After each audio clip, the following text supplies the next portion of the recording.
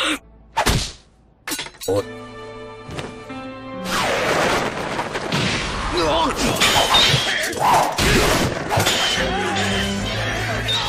Oni Heika.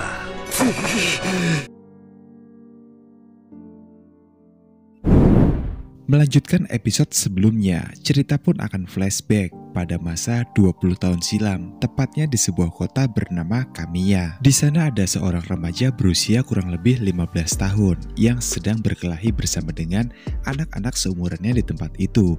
Hingga kemudian ada salah satu paman-paman yang langsung memisahkan mereka. Namun di sini sewaktu Omatsu dilarang untuk berkelahi, ia pun malah melirik secara tajam ke arah paman tersebut. Kepada sosok itu ia pun bertanya, apakah kau ini seorang pedagang? Tentunya sang paman pun mengatakan jika memang ia adalah seorang pedagang. Omatsu pun berkata jika dirinya kemari hanya untuk membeli sebuah barang yang ia jual di tokonya. Kemudian Omatsu pun melirik pada 2 buah kendi air. Semua orang di sana pun terdiam sewaktu mereka tahu Otomatsu hendak memberi 2 kendi air yang sangat besar ukurannya. Tapi Otomatsu tidak banyak bicara. Ia pun segera memberikan beberapa uang yang jumlahnya lebih dari harga kendi tersebut pada si penjual, yang kemudian ia pun membawanya dengan cara yang aneh. Otomatsu memecahkan 2 kendi itu satu persatu, lalu kemudian salah satu kepingannya ia bawa, dan ia pun berkata jika dirinya akan kembali lagi untuk membawa kepingan-kepingan kendi yang lainnya.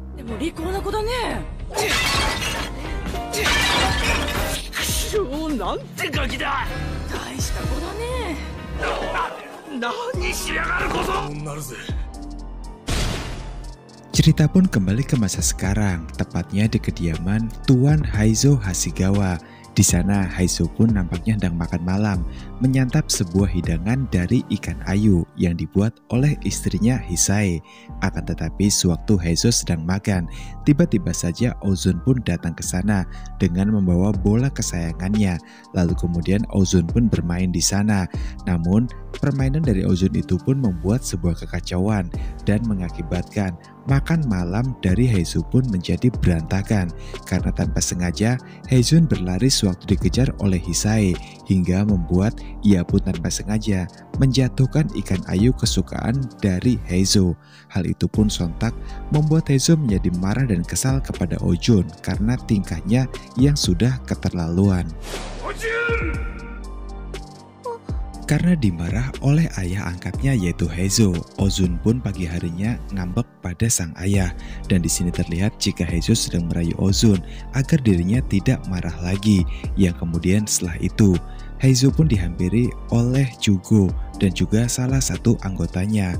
Mereka menyampaikan sebuah informasi penting. Singkatnya, mereka semua pun saat ini sudah berada di ruang rapat bersama dengan para anggota yang lainnya. Jugo di sana menjelaskan jika semua ini ada kaitannya dengan Ichigawa Gohei yang berhasil mereka tangkap berkat bantuan informasi dari seorang Heiko. Sewaktu Gohei sedang diinterogasi oleh Sajima, Gohei pun menjawab jika mereka semua hanyalah orang-orang sampah yang tidak berguna dikarenakan mereka tidak memiliki bukti dan fakta yang lengkap. Mereka hanya mengandalkan berdasarkan informasi dari mata-mata yang telah mereka tunjuk sebelumnya, yang dimana semua itu belum tentu bisa dibuktikan kebenarannya. Hal itu pun membuat Heizo kemudian langsung bertanya pada Heiko karena ia adalah mata-mata yang tunjuk untuk kasus yang ia selidiki waktu itu. Dan di sini Heiko pun sangat yakin jika sosok yang dicurigainya dan sekarang sudah ditangkap, ia memang benar-benar adalah Ichigawa Gohei. Hal itu dilihat dari sebuah luka bakar yang ada di sekujur tubuh dari Gohei itu sendiri. Untuk lebih membuktikannya lagi, Heizo pun di sini menengok sendiri sebuah interogasi yang sedang dilakukan oleh Sajima kepada Gohei.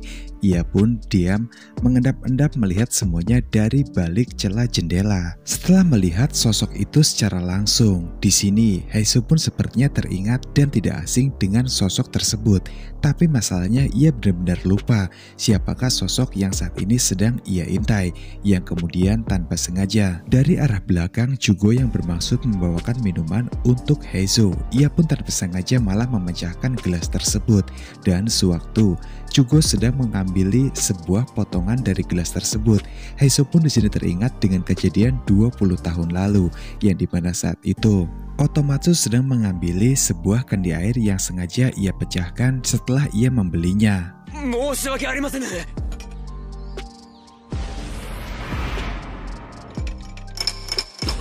Di sini Heizo pun teringat, tepatnya 20 tahun silam, ada seorang bocah yang ia ikuti sewaktu berjalan menyusuri hutan.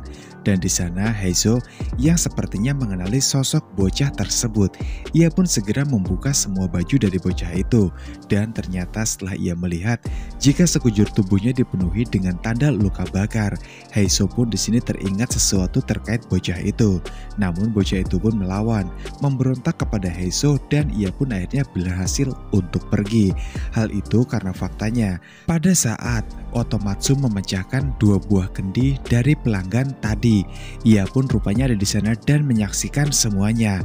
Dan setelah melihat tangan dari Otomatsu yang terangkat ada banyak luka bakar, Heizo pun kemudian berusaha untuk mengikutinya diam-diam. Ternyata Otomatsu tinggal bersama dengan ibunya yang saat ini sudah menikah lagi dengan pria lain alias ayah tiri dari Otomatsu. Saat ke rumah, sang ibu pun segera memberikan jumlah uang kepada Otomatsu, yang setelah itu sang ibu pun menyuruh Otomatsu untuk sebaiknya pergi karena sebentar lagi sang ayah yang akan kembali pulang ke rumahnya. Karena sang ibu tahu jika suami barunya bertemu dengan Otomatsu, pasti ia akan langsung menghajarnya. Yang kemudian sang ayah pun pulang yang karena kalah berjudi. Lalu ia pun melampiaskan semua kekesalannya kepada Otomatsu. Ia dihajar habis-habisan oleh ayah tirinya itu. Otomatsu kecil tentunya tidak bisa menandingi kekuatan sang ayah. Bahkan semua orang di sana pun hanya bisa pergi karena takut menjadi sasaran amarah dari ayah tiri Otomatsu.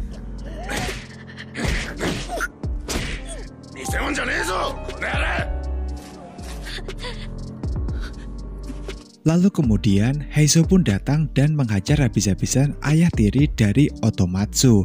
Otomatsu pun di sini terlindungi oleh Heizo yang datang tepat waktu. Ayah Otomatsu pun di sini ketakutan dengan amarah dari seorang Heizo. Heizo berkata, jangan pernah berani lagi untuk mengganggu Otomatsu kepada ayah tirinya. Ayah tirinya pun hanya bisa mengiyakan karena ia takut kepada Heizo. Heizo pun sebelum pergi meminta Otomatsu untuk berlatih teknik berpedang di dojo tempat Heizo berlatih saat ini. Kemudian setelah itu mereka pun lalu berpisah dan tidak pernah berjumpa lagi selama 20 tahun ke depan. Barulah di sini Heizo sadar jika sosok Ishigawa Gohei yang saat ini sedang diinterogasi oleh Sajima merupakan Otomatsu, sosok bocah yang 20 tahun lalu telah dilindungi oleh Heizo dari amarah ayah tirinya. Heizo bertanya pada Otomatsu kenapa ia malah menghabisi ayah tirinya dan tidak melaporkan semua perbuatannya itu ke kantor pejabat. Lalu Otomatsu menjelaskan dirinya telah datang ke kantor pejabat tapi diabaikan. Ya mirip-mirip lah sama di negeri Konoha. Tak sampai di situ, Otomatsu juga datang ke rumah besar milik Onihei, tapi alih-alih disambut dengan baik, dirinya malah diusir karena dikira menjadi pengemis yang akan meminta-minta ke kediaman dari Onihei. Sejak saat itulah Otomatsu menjadi buntu, sedangkan di rumahnya, penyiksaan dari ayah tiri semakin menjadi-jadi karena ayah tirinya menyimpan dendam kepada Heizo, tapi ia tidak berani, dan dendam itu malah ia luapkan kepada Otomatsu. Sang ibu yang biasanya hanya diam melihat ia dianiaya oleh ayah tirinya tersebut, tapi kali ini sang ibu berusaha untuk membela Otomatsu. Dan sang ibu pun dipukuli habis-habisan oleh ayah tirinya itu. Hal itu sontak saja membuat Otomatsu menjadi sangat murka. Ia mematahkan sebuah kayu dan meruncingkan ujungnya. Kemudian ia pun menusuk kepada ayah tirinya berkali-kali hingga ayah tirinya pun tewas. Namun alih-alih mendapatkan sebuah penghargaan atau semacam sambutan kata terima kasih gitulah ya dari sang ibu, Otomatsu malah dimarahi habis-habisan oleh ibunya yang telah menghabisi ayah tirinya itu. Bahkan Bahkan tak hanya itu, sang ibu juga berkata pada Otomatsu dengan kelakuannya kali ini, ia sangat menyesal sekali telah melahirkan sosok Otomatsu yang menjadi monster dalam keluarganya. Dari sejak saat itulah Otomatsu pun segera pergi meninggalkan kota Edo. Ia mengungsi dan mengembara entah kemana tanpa tujuan yang pasti, hingga pada akhirnya ia pun direkrut oleh salah satu anggota kelompok perampok dan menjadikan Otomatsu seperti sekarang. Namun apapun alasannya, Onihei tidak bisa membenarkan perkataan dari Otomatsu. Ia bersama dengan kelompok perampoknya yang terlibat harus dihukum dengan kejahatan-kejahatan yang telah dilakukan oleh mereka. Kemudian sewaktu Otomatsu hendak dibawa ke sebuah penjara, ia pun tanpa sengaja melihat Hisae bersama dengan Ozun yang sedang bermain. Di sini Otomatsu bertanya pada seorang penjaga yang membawanya, siapakah sosok Ozun. Mereka kemudian menjelaskan jika Ozun adalah anak angkat dari seorang Heizo yang merupakan ayahnya dulunya adalah seorang pencuri yang dihukum mati oleh Heizo. Setelah mengetahui kebenaran tersebut, lalu kemudian inilah yang dilakukan oleh Otomatsu terhadap Ozun.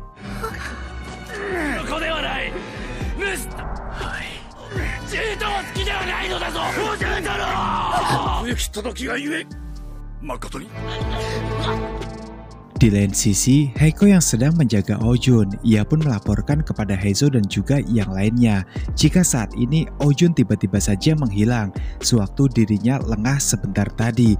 Mendengar hal tersebut, Heizo bersama dengan yang lain pun langsung kebingungan mencari Ozun, menyusuri setiap jalan yang kemungkinan ada Ozun di sana. Tapi dari semua pencariannya tersebut, tidak ada hasil yang menunjukkan keberadaan dari Ozun. Menjelang malam hari di tepi sungai, Heizo pun melihat dalam pencariannya ada sebuah sendal yang mengapung, dan ternyata itu adalah sendal yang terakhir kali dikenakan oleh Ozun.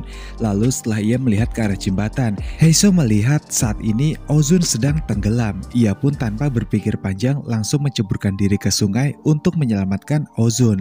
Pada akhirnya Ozun pun berhasil diselamatkan oleh Heizo, dan setelah mendengar pengakuan dari Ozun, Heizo pun di sini tersayat hatinya sewaktu Ozun berkata jika dirinya hanya bermaksud untuk menangkap seekor ikan ayu yang dimana di malam sebelumnya ikan ayu yang akan dimakan oleh Heizo tanpa sengaja terlempar ke tanah oleh kelakuan dari Ozun yang saat itu hanya ingin mengajak ayahnya untuk bermain.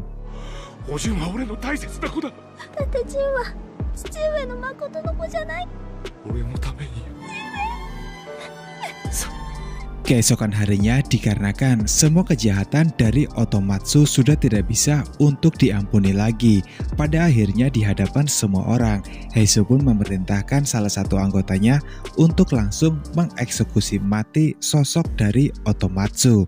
Otomatsu di sini nampak senang karena ia merasa jika hidupnya memang sudah tiada artinya lagi. Otomatsu, arigatou yo. Beberapa waktu kemudian, kota Edo pun saat ini sedang diguyur hujan yang sangat deras sekali. Hal itu pun membuat Heizo menjadi demam tinggi.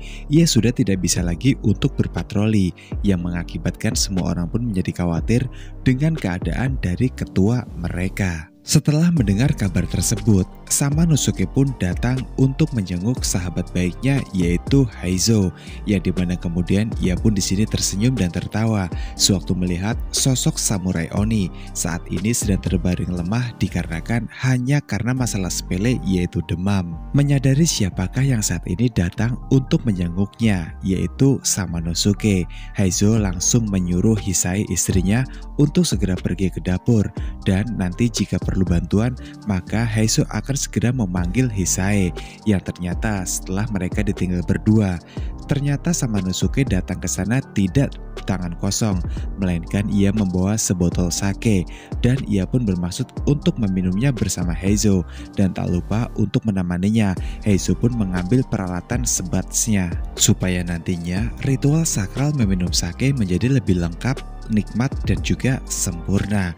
Dan di sini Samanosuke bertanya dengan pipa perak yang sedang digunakan oleh Heizo. Heizo menjelaskan jika pipa ini adalah pemberian dari ayahnya dulu sewaktu ia masih muda, yang dimana pipa ini adalah pipa yang dibuat oleh pengrajin terbaik di kota Edo, dan uang 15 ryo telah dihabiskan hanya untuk sekedar membuat pipa ini. Namun malam harinya, sewaktu Heizo sedang tertidur, ada seorang pencuri yang diam-diam mengendap-endap masuk ke kamar Heizo.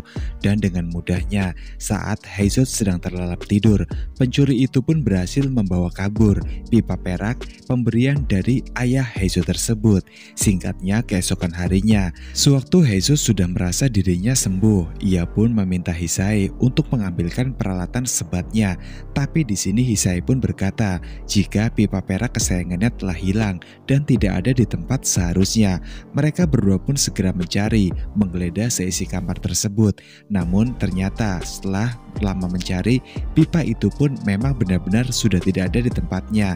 Heizo di sini berpesan pada Hisai jika sebaiknya masalah ini jangan sampai ada orang yang tahu selain mereka berdua, sebab jika publik tahu, maka akan menjadi sebuah nama buruk yang mencoreng dengan citra kepolisiannya selama ini. Sementara itu, Hisai yang paham dengan apa yang dikatakan barusan oleh Heizo, ia pun menganggukkan kepalanya, mengisyaratkan jika Hisai pasti tidak akan pernah menceritakan pada siapapun terkait kejadian hari ini.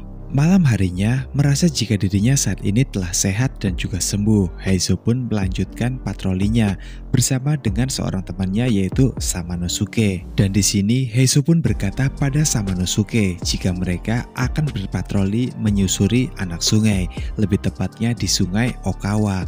Di sana Heizo merasa ada sesuatu yang janggal.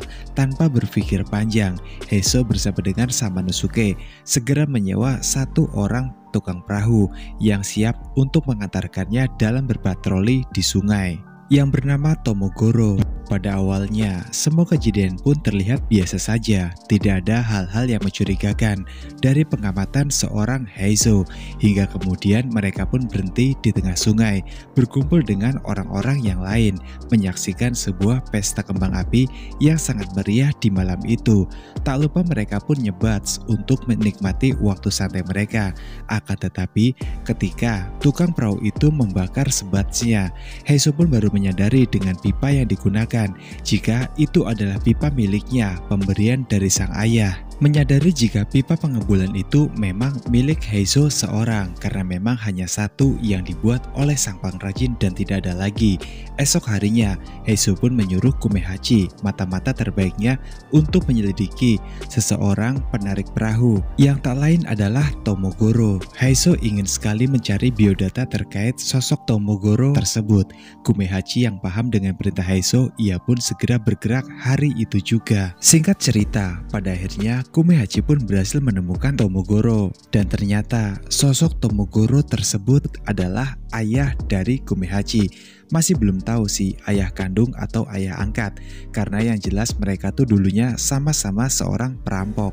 Tomogoro bercerita pada Kumehachi jika dirinya berhasil merampok di rumah Onihei secara langsung beberapa malam sebelumnya, dan ia pun memberitahu pada Kumehachi hasil jarahan yang berhasil ia dapatkan dari rumah Onihei, yang ternyata itu adalah sebuah pipa sebat yang sangat disayangi oleh Heizo.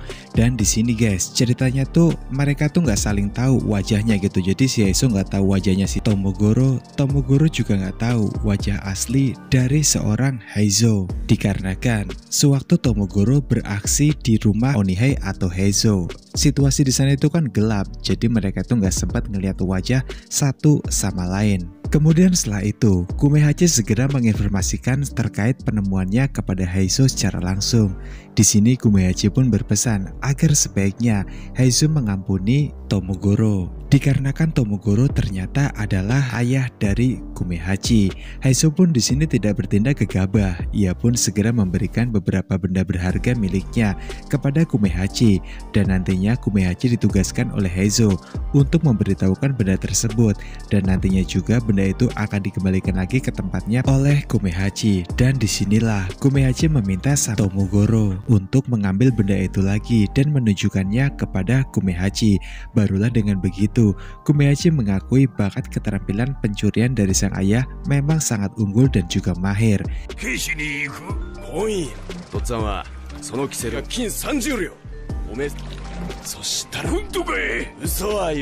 Merasa jika dirinya ditantang oleh Kumehachi, Tomogoro pun langsung bergerak malam ini juga sesuai arahan dari seorang Kumehachi demi imbalan 30 ryo emas, yang dimana kemudian pada akhirnya Tomogoro pun lagi-lagi berhasil mencuri di rumah Onihei untuk yang kedua kalinya. Walaupun dikala itu penjagaan ekstra ketat 2 kali lipat dari sebelumnya karena Onihei sudah tahu jika Tomogoro pasti akan datang kembali mencuri di rumahnya. Malam berikutnya, Heizo pun mengajak Tomogoro untuk minum sake bersama sebagai sebuah penghormatan atas kebaikan Tomogoro selama ini kepada Heizo, yang kemudian mereka pun memilih sebuah kedai sake.